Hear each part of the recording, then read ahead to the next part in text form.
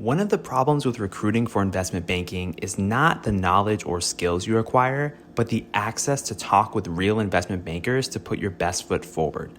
Our sponsor, WSO Academy, can provide those connections with 60 head mentors who are finance professionals at top firms like Goldman, Centerview, and JP Morgan. Imagine being able to get on the phone within 24 hours with one of the Academy's 1,300 mentors right before a critical interview. Get on the waitlist for WSO Academy today by clicking the link in the show notes or by visiting wallstreetoasis.com/academy.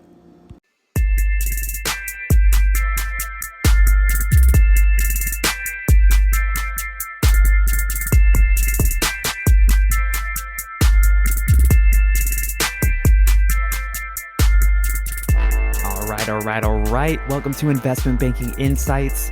My name is Alex Mason, and I am your host. Thank you so much for joining me here on the podcast where we discuss the technical and non-technical aspects of investment banking, getting you prepared for these interviews, getting you prepared for understanding these concepts, and so that ultimately you and I can be successful investment bankers. That's why we're here. And we're talking right now about the concept of dilution. We described in the last episode what diluted shares means and how stock options and other types of securities can dilute the share count, effectively add to the share count. But how do we actually calculate that? This is something that we really need to know. And so we're going to discuss something called the treasury stock method of calculating fully diluted shares. And the best way that I know how is by working through actual examples. So imagine we have a company that has 100 shares outstanding. Consider it the basic shares outstanding. And the current stock price is $10 per share. Okay, 100 shares outstanding, $10 per share. And now also consider that there are 10 options outstanding at a price of $4 each. So the options are outstanding.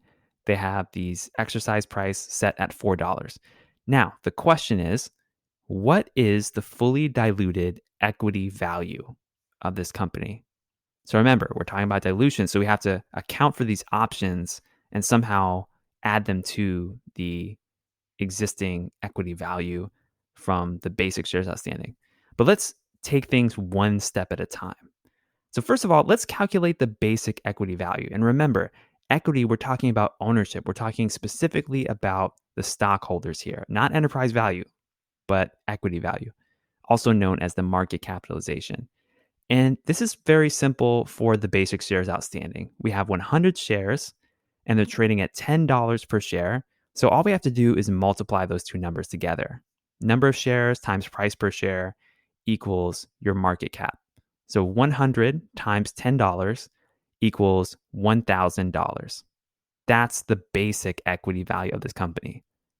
All right, so we want to ultimately get to our diluted equity value.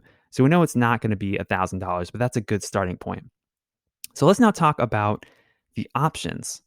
Now, when the options are exercised, $4 has to be paid for each of them, and there are 10 options total.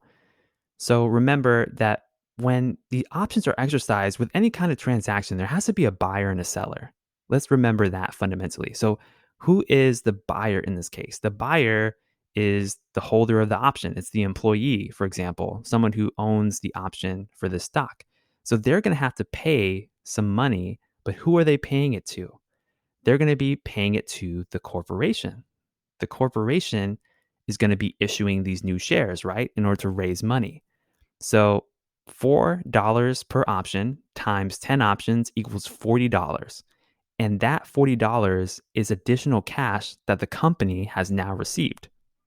Okay, so you follow me so far? We've got the equity value, the basic equity value is $1,000. And then as far as the options go, it's $40 in additional cash that the company has received when those options are fully exercised.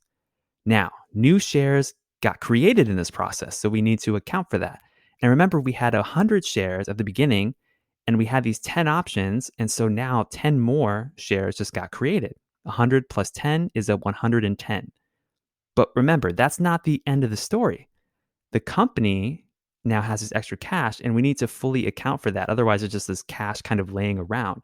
So we assume that the company is buying back shares from the people who sold the options. We want to know the fully dilutive effect of this whole process. And this is something that I didn't understand at first, but now I understand that once this transaction happens, we want to understand the fully diluted share count. So the company is buying back as many shares as it can with the amount of cash that it got from the people who exercised the option. And remember, the option exercise price was $4, but what are the shares valued at? The shares are valued at $10. So if the company received $40, that means that it can buy back 4 shares. $40 divided by $10 per share equals 4. So here's the full calculation now coming into view. We have the 100 shares plus 10 shares, and we're subtracting 4 shares, right? So 10 shares were created in the process of the options being exercised, and 4 shares were purchased back as a result of the cash that was raised. So 100 plus 10 minus 4 equals 106 fully diluted shares. All right, so we're almost done. Remember, the initial question was, what is the fully diluted equity value? So not the fully diluted shares, but the value. Well, this is pretty easy because it's the same equation that we used at the very beginning to calculate the basic equity value, the number of shares multiplied by the share price. So now that we know we have 106 fully diluted shares, we just multiply 106 by the share price, which is $10. So 106 times 10 equals $1,060. That's a fully diluted equity value. So, as a quick recap, what did we do to get to that ultimate number of fully diluted equity value 1060? Well, first we calculated how many shares there were at first, and we were told this up front, right? 100 shares. And just for fun, we looked at the basic equity value by multiplying the number of shares outstanding by the share price. We got 100 times $10 equals $1,000. And then we looked at the options. So we know that there's 10 options trading at $4 for an exercise price. And so when the buyers or exercisers of that option create the new shares, they're paying $40 in additional cash to the company. Now, when that happens, the company issues new shares. And remember, there are 10 options being exercised. So 10 new shares got created. Then we said, okay, well, the company raised this additional cash through the exercising of the options. How many shares can they buy back as a result? And because the share price is $10 per share and they receive $40, they were able to buy back 40 divided by 10 equals 4 shares repurchased. So the total calculation is 100 basic shares plus 10 new shares created minus 4 shares that were repurchased. Ultimately, 106 shares. The 106 shares multiplied by the price per share of $10 equals 1,060. And that's how you get the fully diluted equity value. Let's look at real quick another example because I want to illustrate a key point here. Let's say that the company has 100 shares outstanding and the current price is $10 per share. So, same situation as before there. Now, let's say with the options, there are 10 options, but the exercise price isn't $4 anymore. Let's say the exercise price is $15. Now, the question remains, what is the fully diluted equity value? Now, the question can be approached in a similar way. We say, okay, we have these 100 shares. How many shares are going to be created from the exercise? Well, here's the thing, the shares actually wouldn't be exercised because the exercise price is above the current price of the stock. So in this case, the fully diluted equity value is the same as the basic equity value, which we already know from the prior calculation. 100 shares times $10 per share equals $1,000. Because think about this. If the share price is $10 and we exercise at 15, if we as option holders purchase those options, exercise those options at 15 and then sold at 10, we would lose money, right? There would be no way we would purchase the shares higher than the current market value. That wouldn't make sense. So think about what is being triggered based on the exercise price of the options. And that can help you when you're thinking about calculating dilutive equity value. Ask yourself the question, would these options be exercised or not?